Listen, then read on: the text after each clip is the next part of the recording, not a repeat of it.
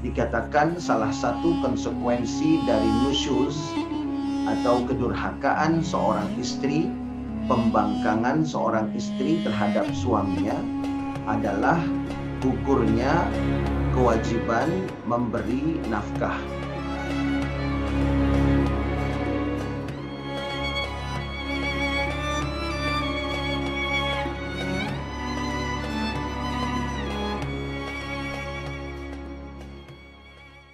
Wassalatu wassalamu ala sayyidis sadat sayyidina wa maulana Muhammadin wa ala alihi wa sahbihi ajma'in, amma ba'd.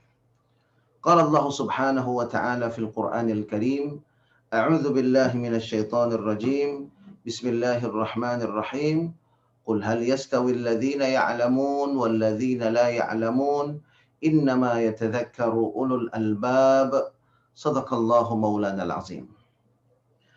Hadirin dan hadirat, para musyrif dan santri pesantren tahfiz Madinah Quran yang insya Allah kita semua selalu dalam rahmat dan maghfirah Allah subhanahu wa ta'ala. Alhamdulillah, kita bersyukur kepada Allah atas berbagai nikmat yang Allah limpah curahkan kepada kita, wabil khusus nikmat iman dan Islam. Mudah-mudahan dengan iman dan Islam Allah subhanahu wa ta'ala bahagiakan dan selamatkan kehidupan kita, keluarga kita, anak-anak keturunan kita di dunia dan di akhirat.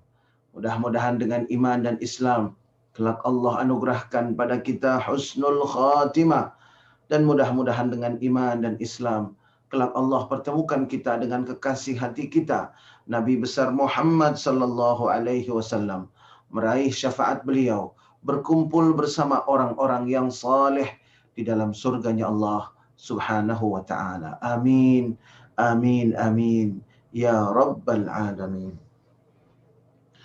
Jamaah rahimakumullah, dalam kesempatan ta'lim pada pagi hari ini, kita akan melanjutkan pembahasan tentang fikih keluarga yang merujuk kepada kitab Fathul Mu'in, sebuah kitab fikih dalam madhab Imamuna al-Imam Syafi'i.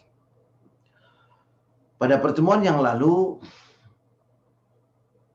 Imam Zainuddin Al-Malibari, penulis daripada kitab ini, telah menjelaskan bahwa sesuai dengan tuntunan Rasulullah sallallahu alaihi wasallam, khususnya dalam amaliyah madhab Imam Syafi'i, dikatakan salah satu konsekuensi dari nusyuz atau kedurhakaan seorang istri, pembangkangan seorang istri terhadap suaminya adalah gugurnya kewajiban memberi nafkah. Dan gugurnya kewajiban memberi nafkah itu berlaku pada saat istri tersebut menunjukkan sikap membangkang dan sikap durhaka. Jadi seumpamanya pada hari itu seorang istri menunjukkan sikap durhaka dan pembangkangan, maka pada hari itu kewajiban seorang suami untuk memberi nafkah kepada istrinya menjadi gugur. Namun kemudian pada malam harinya sang istri kembali kepada ketaatannya, kembali kepada sikap yang memuliakan suaminya, maka kemudian keesokan harinya sang suami kembali memiliki kewajiban untuk memberi nafkah kepada istrinya yang sudah kembali taat kepada suaminya. Jamaah rahimakumullah, nusyuz adalah isyanuz zaujah, yaitu membangkangnya seorang istri, zaujaha, durhakanya seorang istri terhadap suaminya. Jamaah rahimakumullah, pembahasan ini menjadi sangat penting karena seperti yang pernah saya sampaikan bahwa angka pernikahan di Indonesia per tahun itu relatif tinggi, yaitu 2 juta pernikahan per tahun. Pada saat yang sama, angka perceraian juga termasuk yang paling tinggi untuk kawasan Asia Pasifik, yaitu kurang lebih sekitar 360.000 kasus perceraian per tahun. Sehingga ketika kita bagi dengan 365 hari per tahun, maka kita akan dapatkan hasil yang cukup mencengangkan, yaitu sekitar 900 sampai 1.000 perceraian per hari di Indonesia. Dan kalau kita melihat dari tren yang terjadi di pengadilan-pengadilan agama yang mengadili proses perceraian, maka salah satu penyebab yang banyak menimbulkan perceraian antara keluarga, suami istri, pada saat ini yaitu gugat cerai. Artinya istrinya yang mengajukan gugatan untuk bercerai dari suaminya. Nah, ini tren yang sedang meningkat di Indonesia. Dan ini merupakan hal yang cukup membuat kita sedih, membuat kita prihatin, sebab informasi begitu deras dan dahsyat melalui handphone, kemudian pendidikan juga semakin mudah, kemudian juga berbagai kemudahan fasilitas dalam kehidupan kita di zaman ini, tetapi ternyata itu semua tidak membuat kehidupan rumah tangga menjadi lebih baik. Sehingga ini semua membuktikan, hadirin dan hadirat sekalian, bahwa rumah tangga yang baik, rumah tangga yang ideal, sekaligus rumah tangga yang berkah, itu adalah rumah tangga yang dibimbing, yang dituntun oleh agama kita. Rumah tangga yang dibimbing dan diarahkan oleh aturan-aturan dari Allah dan Rasul-Nya.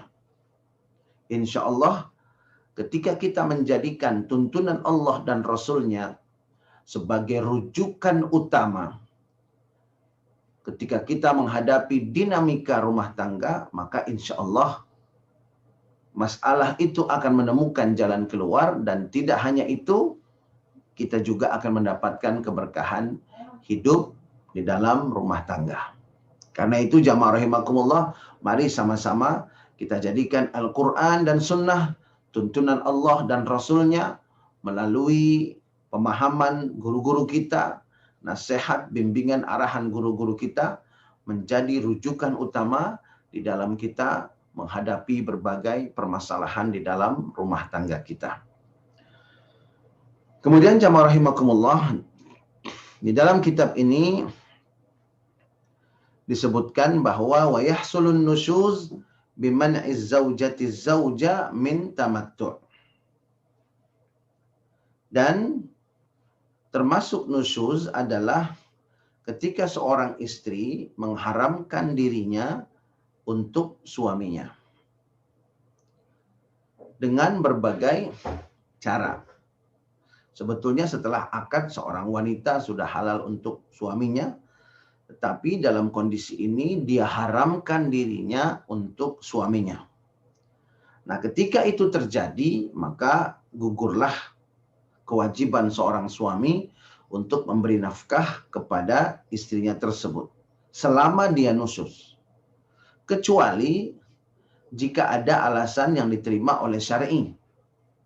Seperti misalkan adanya penyakit menular, atau misalkan sang istri dalam keadaan sakit yang betul-betul membuatnya tidak bisa melakukan yang terbaik, atau ada alasan-alasan yang lainnya, diantaranya misalkan sedang haid, atau misalkan ada kemungkinan bahaya ketika dia itu menerima keinginan dari suaminya. Jamaah rahimakumullah, dan ini pernah terjadi, ada seorang istri yang bernazar, kalau saya sehat, maka saya akan haramkan diri saya untuk suami saya. Ada seorang istri yang bernazar seperti itu. Kalau saya sehat dari sakit saya, maka saya akan haramkan diri saya untuk suami saya. Jamaah rahimakumullah, nazar seperti itu batil. Nazar seperti itu tidak sah dan tidak boleh dilaksanakan. Karena isi nazarnya itu bertentangan dengan Al-Quran dan Sunnah, yaitu kewajiban istri terhadap suaminya. Kemudian jamaah rahimakumullah, berikutnya adalah yang termasuk nusyuz wa khurujim mim maskan, keluar dari rumahnya, ay al-mahal alladhi radhiya bi iqamatiha fih, tempat yang suaminya menentukan untuk mereka tinggali berdua. Walau baitiha au baiti abiha, termasuk rumahnya istri, au baiti abiha, atau rumah ayahnya istri. Jadi keluar dari rumah, meskipun itu rumah wanita itu atau istri itu, atau rumah ayahnya dari istri itu, rumah mertua suami, kalau dia keluar tanpa izin, meskipun untuk li'iyadatin, untuk menjenguk orang sakit, maka ini juga termasuk nusyuz. Jadi selengkapnya teks dari kitab Fathul Mu'in ini, wa khurujim mim maskanin bila iznin minhu wala zannin liridahu, keluar dari rumahnya tanpa izin dari suaminya dan tanpa pengetahuan bahwa suaminya akan ridho, atau sang istri tidak memiliki keyakinan sama sekali bahwa suaminya akan ridho dan mengizinkannya. Jadi kalau seorang istri keluar dari rumah tanpa izin suaminya dan sengaja dia keluar rumah meskipun tidak ada izin dari suaminya, maka itu adalah nusyuz.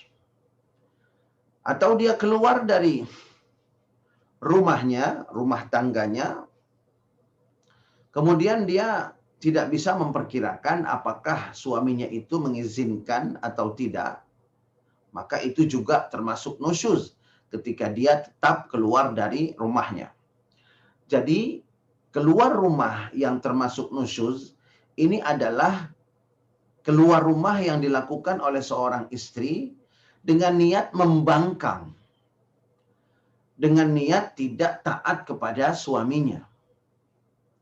Sekali lagi, keluar rumah yang termasuk nusyuz adalah ketika seorang istri keluar rumah dengan niat untuk membangkang suaminya atau karena membangkang suaminya. Karena tidak taat, tidak mau turut, tidak mau ikut perintah dari suaminya. Di sini disebutkan tanpa izin dari suami tersebut. Artinya sang istri keluar dengan niat untuk membangkang. Jamaah rahimakumullah, fakhurujuha bighairi ridahu, maka keluarnya seorang istri tanpa keridhaan dan izin dari suaminya, walau li ziyarati salihin au iyadati ghairi mahramin au ila majlisi dzikrin isyanun wa nusyuz. Meskipun keluarnya itu tujuannya baik. Di antaranya adalah bersilaturahim kepada orang saleh,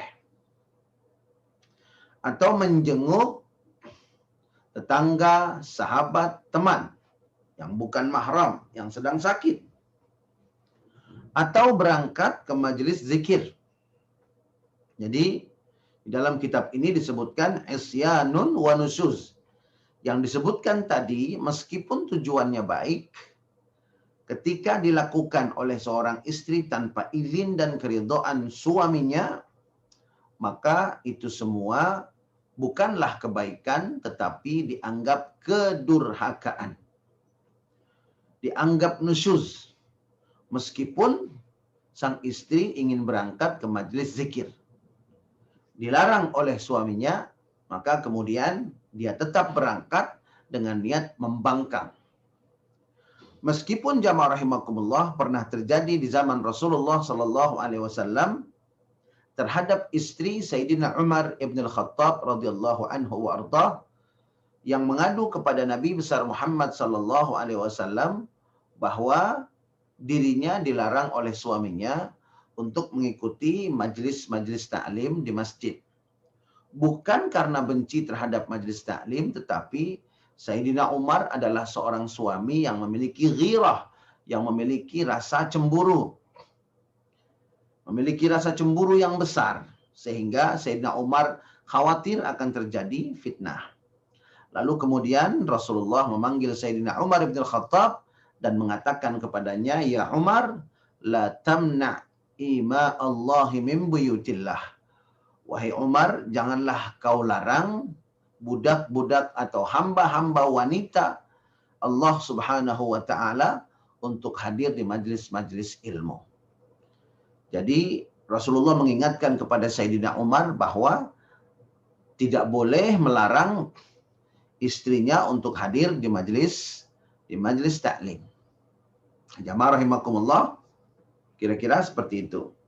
Dan ketika dilarang oleh suami dengan alasan yang tidak syar'i, maka tetap seorang istri harus taat.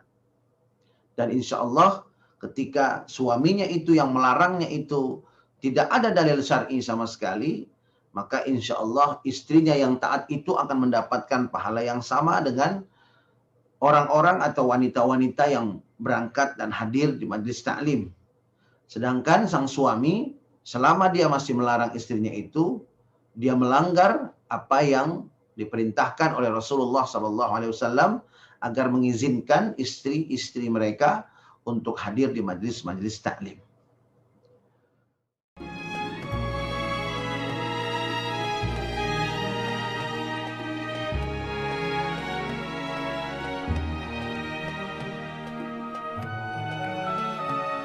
Lalu, kapan seorang wanita itu boleh keluar rumah dan tidak termasuk nusyuz?